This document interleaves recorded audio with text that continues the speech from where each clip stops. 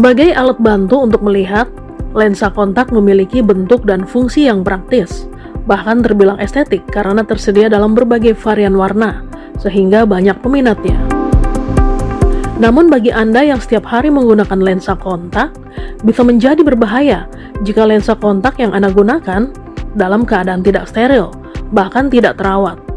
Oleh sebab itu, selalu perhatikan baik-baik kondisi lensa kontak Anda sewaktu akan memakainya.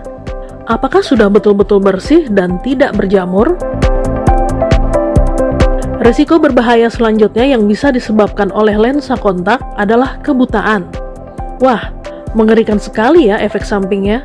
Lalu bagaimana lensa kontak dapat menyebabkan kebutaan ya? Daripada Anda penasaran, lebih baik kita simak penjelasannya bersama Dr. Niluh Arsy, spesialis mata di Studio Hidup Sehat berikut ini.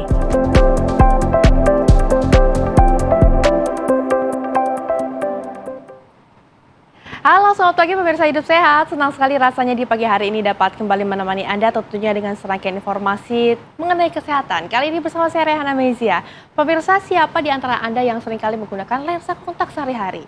Tanpa disadari, justru penggunaan lensa kontak ini dapat merusak mata kita jika tidak digunakan dengan sehat dan juga dengan tepat. Nah, untuk itu pemirsa, di pagi hari ini kita akan berbincang seputar penggunaan lensa kontak bersama dengan Dr. Niluh Arsy yang sudah ada di studio bersama dengan kami. Selamat pagi, Dok. Selamat pagi. Bagaimana, sehat, Dok? Sehat. Sehat ya? Sehat juga? Alhamdulillah sehat. Nah, tentunya kita juga harus mengingatkan nih kepada pemirsa nih, dokter, karena kita juga membuka sesi konsultasi secara gratis. Jika Anda memiliki pertanyaan, langsung saja untuk mengetik pertanyaan Anda ke Instagram @hidupsehattv1. Nah, dokter, kira-kira nih, kan saya sebagai pengguna lensa kontak setiap hari nih, Dok, kesalahan-kesalahan umum seperti apa sih yang biasanya ini menyebabkan mata kita menjadi iritasi, bahkan bisa kerusakan, bahkan bisa mengakibatkan kebutaan juga nih, Dok? Saya buka terlebih dahulu ya. Jadi sebenarnya kan lensa kontak itu alat bantu ya untuk melihat gitu. Jadi sebenarnya nggak ada salahnya sih untuk menggunakan lensa kontak, asalkan kita tahu bagaimana cara memilih lensa kontak yang baik dan juga bagaimana cara merawat saat kita menggunakan lensa kontak gitu. Nah, kadang-kadang justru yang membuat akhirnya menjadi iritasi, infeksi, bahkan bisa berakhir dengan yang kita nggak mau adalah kebutaan ya, Mbak Re. Itu adalah pada saat mereka menggunakan, mereka tidak menggunakan dengan baik dan tidak merawatnya dengan baik, tidak sesuai dengan aturan-aturan yang seharusnya gitu. Ya, yang paling utama sih kita harus memastikan dulu tuh si lensa kontak itu bersih ya pada saat digunakan. Bukan hanya lensa kontaknya, tangannya juga. Ini yang paling penting ya. Betul, kadang-kadang oke lensa kontaknya baru, cuman sebelum menggunakan kita nggak cuci tangan dulu, kita habis mengerjakan aktivitas yang lain, kita langsung ambil lensa kontak, terus langsung kita pakai. Karena jaringan mata kita tuh nggak ada perlindungan apa-apa lagi, langsung kena ke bagian depan dari mata kita nih, kita punya di sini itu namanya kornea. Itu jadi kalau misalnya sampai ada iritasi atau infeksi itu langsung bisa mengenai daerah vital yang nantinya berefek terhadap penglihatan kita. Gitu. Tapi ini fakta atau mitos sih, Dok, kalau lensa kontak ini dapat membuat bola mata kita menjadi tergores? Seperti apa? Mitos itu nih pemirsa. Kenapa Karena nih, sebenarnya lensa kontak itu kan sudah dibuat sedemikian rupa menyesuaikan bentuk dari mata kita. Gitu. Lensa kontaknya sendiri tidak akan membuat mata kita tergores. Jadi yang sering membuat tergores itu justru satu, kuku nih pada saat pakai lensa kontak panjang, ya kan? Itu satu. Terus yang kedua, mungkin memang permukaan lensa kontaknya sudah nggak halus lagi ya, karena pemakaian berulang, karena disimpannya kurang baik, akhirnya sudah mulai ada kecil-kecil dia berubah bentuknya, strukturnya. Jadi yang harusnya dia ketutup rapat nih, jadi ada ujung yang runcing-runcing, bayangin aja tuh Mbak Re, terus kita masukin ke mata, kedip-kedip, akhirnya scratch atau tergores. Sebenarnya itu sih yang akhirnya menyebabkan, balik lagi kayak tadi, iritasi, infeksi, itu karena itu. Sebenarnya lebih karena ke proses pemakaian yang kurang baik. Proses pemakaian yang kurang baik, kemudian kuku juga tadi ya? Iya, jadi sebenarnya ini sih ya masalahnya tangan dan kuku, ya? Betul. Tapi Dok, kira-kira resiko apa saja sih yang kita rasakan kalau misalkan kita menggunakan lensa kontak yang tidak tepat? Yang tidak tepat, oke. Yang pertama, yang paling mudah tuh iritasi, ya. Jadi ya merah, berair, gatel gitu ya. Kemudian bisa juga alergi, ya. Karena kan ya namanya ada benda lain, benda asing masuk ke bagian tubuh kita ya, ke mata gitu. Kadang-kadang kalau tidak cocok dengan material, jadi setiap lensa kontak itu kan bahan atau materinya pasti berbeda-beda. Kalau tidak cocok atau ada reaksi alergi ya biasanya itu bisa merah, meradang gitu.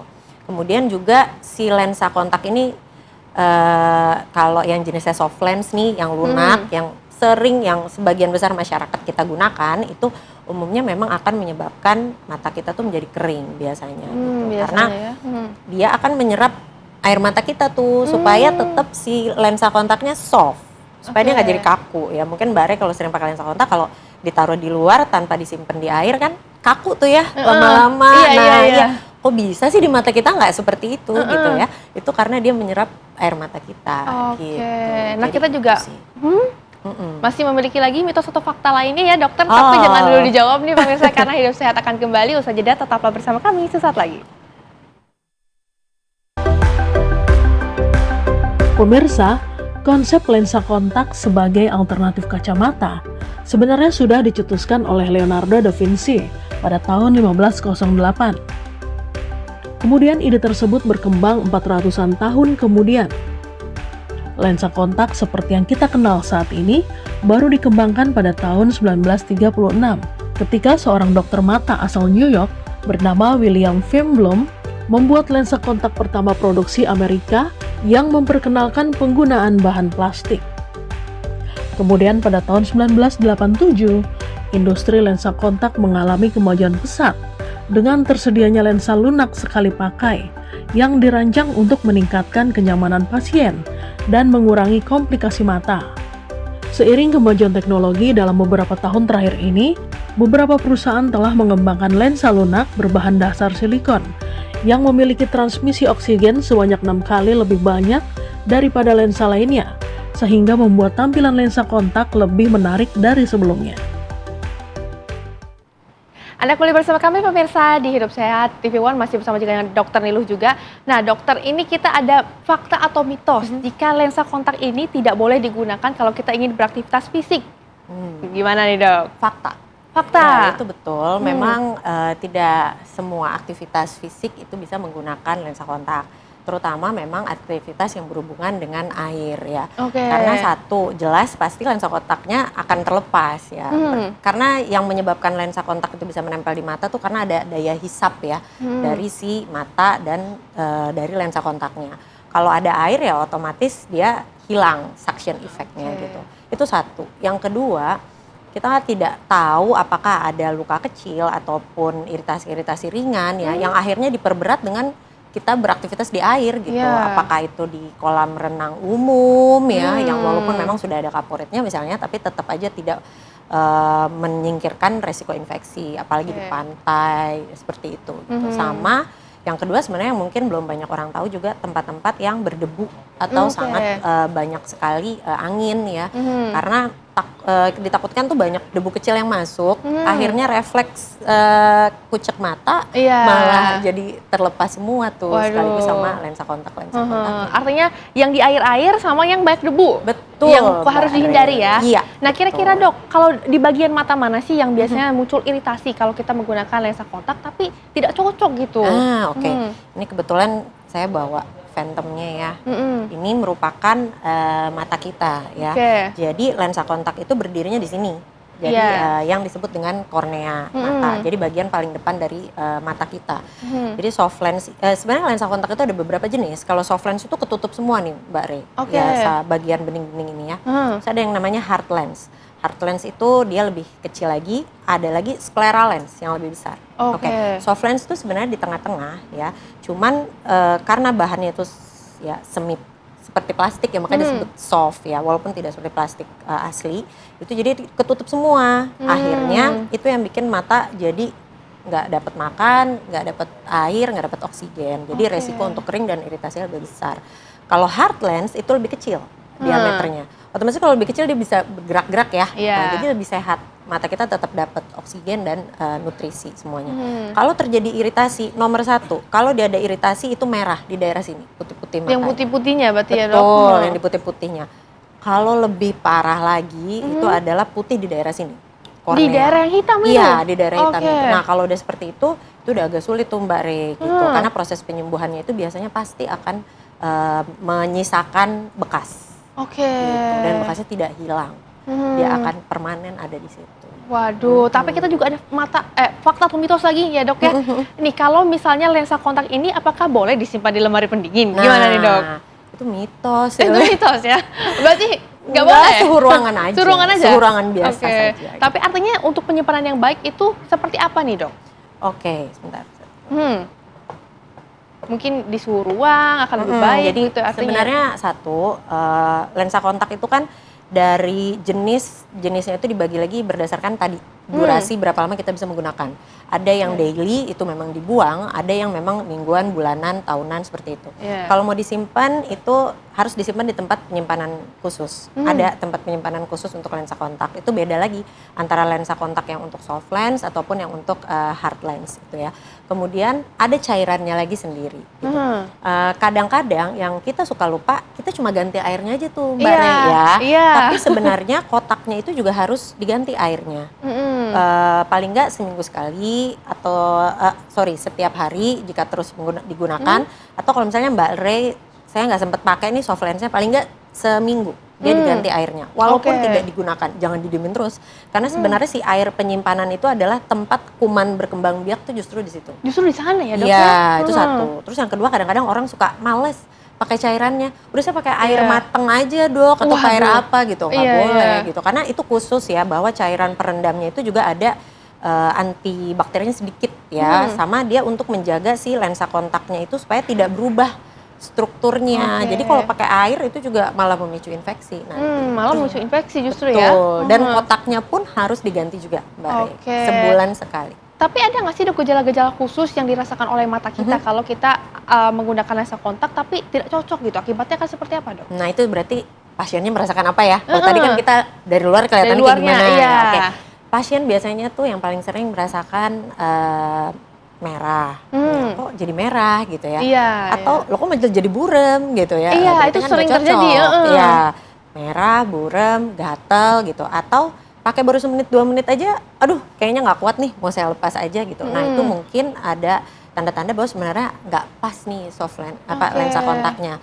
Entah harus ganti jenisnya, entah harus ganti mungkin ukurannya, entah harus ganti mungkin diameternya, atau misalnya harus ganti brand yang lain misalnya, karena materi yang itu tidak sesuai dengan dia gitu. Berarti artinya ada faktor-faktor lain juga ya? Banyak sekali ya, terutama mungkin kalau kita menggunakan lensa kontak, terus tiba-tiba kita jadi merasa nggak nyaman. Dan itu juga disebabkan oleh banyak faktor tadi ya dok ya. Nah kita juga akan mengingatkan lagi kepada pemirsa, nih kita juga membuka konsultasi secara online, cukup dengan mengirimkan pertanyaan Anda pemirsa ke Instagram kami, hidupsehat@tv1. Nanti kita akan menjawab ya pertanyaan-pertanyaan yang masuk dari Instagram. Tapi jangan dulu dijawab nih dok, karena udah ada beberapa pertanyaan yang masuk. Usai jeda pemirsa, Hidup Sehat akan kembali menemani Anda, tetaplah bersama kami. Kembali bersama kami pemirsa di Hidup Sehat, kita juga sudah memiliki pertanyaan-pertanyaan yang masuk di Instagram kami @hidupsehattv1. Kita akan menjawabnya bersama dengan Dokter Nilu. Nih dokter, kita ada beberapa pertanyaan. Pertama dari Aida_Fuadi. Dok, pada usia berapa sih minimal anak bisa memakai lensa kontak mengingat aktivitas anak berolahraga badminton? Kemudian ada dari Sucia Malias. Dok, bagaimana ciri mata iritasi atau infeksi akibat soft lens dan bagaimana cara mengatasi mata yang infeksi atau iritasi karena soft lens? Kemudian ada dari Semesta Raya 45. Dok, berapa lama kontak lens ini boleh dipakai dalam sehari dan apakah cukup untuk sekali pakai? Nah, gimana nih dok? Ya, yang pertama untuk anak nih lensa kontak. Jadi saat ini memang ada lensa kontak yang baru nih Mbak Re, yang mungkin belum banyak diketahui juga, sangat aman untuk anak-anak dan juga memang peruntukannya itu adalah supaya mencegah mata minus itu tidak terus bertambah. Jadi lensa kontak ini justru digunakannya pada saat malam hari tidur, bangun pagi lensa kontaknya dilepas, minusnya nggak ada, minusnya berkurang. Betul, gitu. Jadi fungsinya adalah memang untuk anak-anak supaya mereka bisa beraktivitas satu, dan yang kedua adalah supaya minusnya tuh jangan terus naik, karena kita tahu minus itu akan terus naik sampai umur 18 tahun.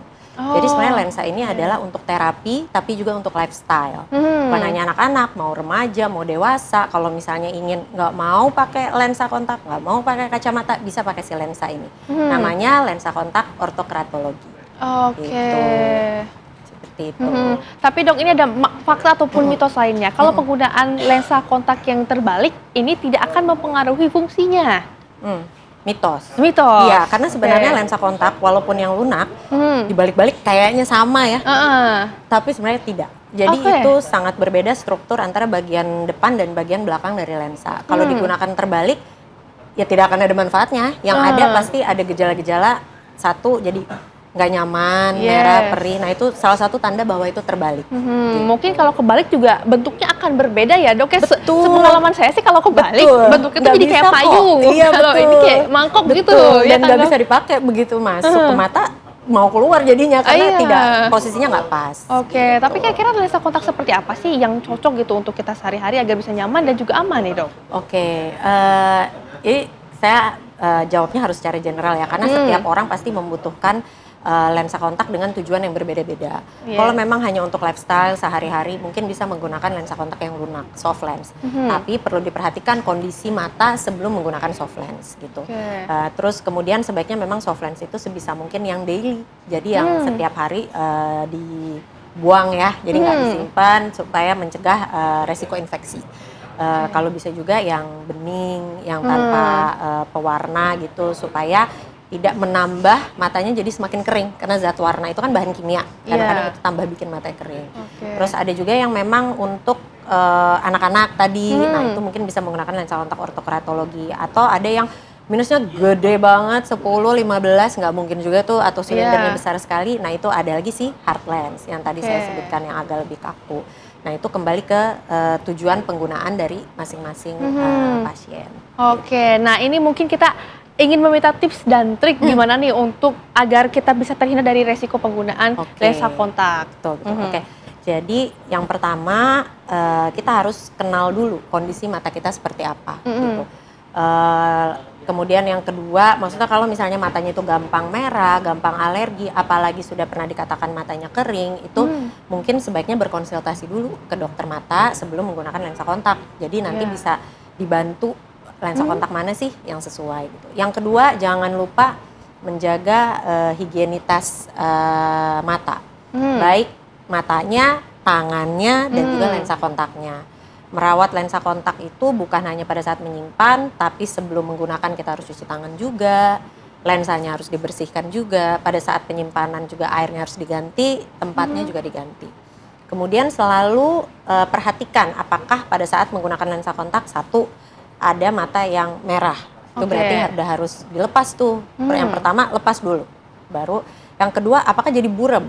Kita pakai lensa kontak kan pengennya lebih terang ya, ini malah jadi buram gitu ya. Nah berarti itu ada sesuatu yang salah. Kemudian yang ketiga, apalagi kalau sudah mulai jadi keluar belekan atau kotoran mata. Nah langkah apa sih yang paling cepet nih kalau udah terjadi gejala seperti itu ya Mbak Re? Satu, lepas dulu. Apapun yang terjadi lepas dulu. Kemudian yang kedua, jangan teteskan tetes mata yang biasanya tuh suka tetes air sirih atau air kembang. Nah itu jangan, itu mitos sekali. Itu tidak tetesan boleh. Sembarangan gitu. Betul gitu. Kalau mau tetes mungkin artificial tear saja, air mata tambahan atau buatan. Tapi kalau keluhan itu terus ada atau malah jadi tambah buram, berarti memang harus ke dokter mata. Oke, baik. Dokter, terima kasih atas penjelasannya dan juga tips dan triknya nih. Terutama bagi saya juga pengguna lensa kontak setiap hari agar bisa tercerahkan dari informasi-informasi tadi. Amin. Terima kasih banyak juga. Terima kasih juga ya dokter Rilo, sehat selalu. Iya, terima kasih. Dan tentunya pemirsa, informasi tadi juga sekaligus menutup jumpa kita di Hidup Sehat. Saya Rehan Amezia pamit undur diri. Terima kasih. Indonesia hidup sehat.